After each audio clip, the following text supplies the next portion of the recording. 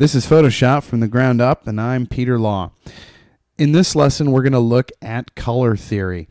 Now, this isn't necessarily the most exciting thing to look at, but it is sort of foundational to our understanding of color correction.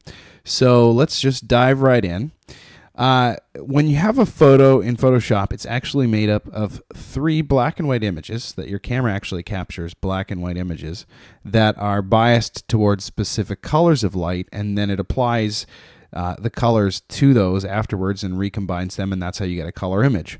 So if inside of this image I captured a red biased black and white image, a green biased black and white image, and a blue biased black and white image. And what that means is that the closer something is to red, the brighter it is in the red channel. The closer something is to green, the brighter it is in the green channel, etc. So when it's black in all 3 channels, it's black. When it's white in all 3 channels, it's white. But if it's, say, black in the red and green channel and white in the blue channel, it is red. Now, it might be a little bit easier to see it this way. I'm going to go up to my Preferences menu. This is under the Photoshop menu inside of a Mac, but if you're on a PC, it's under the Edit menu. I'm going to go to the Interface section and check this Show Channels in Color. Now, what I see here is my red channel rendered in red, green, and blue. So these 3 channels are combined, and that gives me my image. When we deal with images that are being printed, it's a CMYK space. So I'm going to move this over here to Mode, CMYK, and I'm going to ignore the warning. So there's what cyan looks like. That's the opposite of red. Magenta, which is the opposite of green, and yellow, which is the opposite of blue. And then there's a black channel just to sort of deepen those shadows a little bit. Incidentally, if this was being printed on a press, that's what if the page went through the cyan cylinder on the press, that's what the page would look like. If it went through the cyan, then the magenta, it would start to look like that. Then if it went through the yellow, it would look like that. And then if it went through the black, it would look like normal image. So we have all of these different images, and this is going to help us to understand the additive and subtractive color models. So this is the additive or RGB color model. And what that means is we start with black, which is like your computer monitor. Your computer monitor is black when there's no light on it. And what ends up happening is it adds red, green, and blue light, and as it does that, it goes to white. So if you have red, green, and blue all on in a particular pixel, it's white.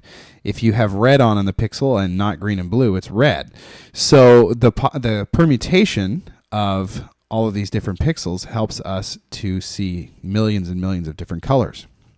Now you'll notice that as we mix red with yellow, with green, we get yellow. As we mix red with blue, we get magenta, and as we mix blue with green, we get cyan. So red, green, and blue are the primary colors.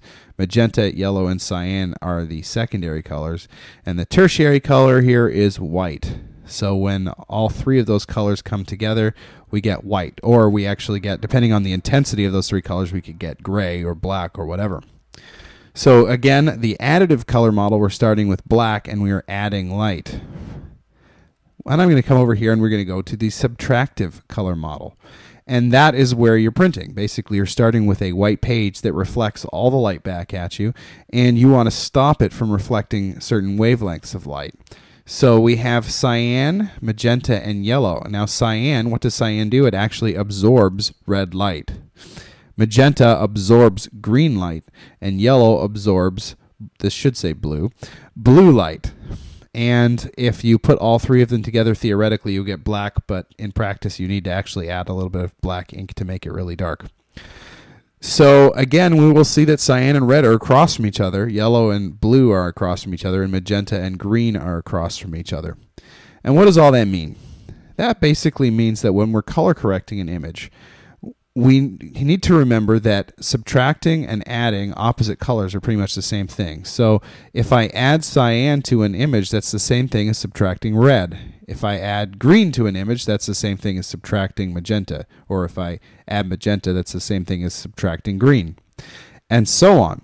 So when you see an image that's got an odd color cast, For instance, if you see something that was shot under tungsten light and it looks very, very, very warm, sort of yellowy orange, well, oftentimes that's because there's too much yellow in the image. So what we can do is we can subtract yellow, which we can do by adding blue.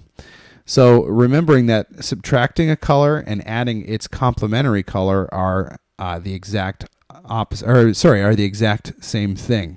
And that's an important thing to kind of keep in mind when we get to actually color correcting images.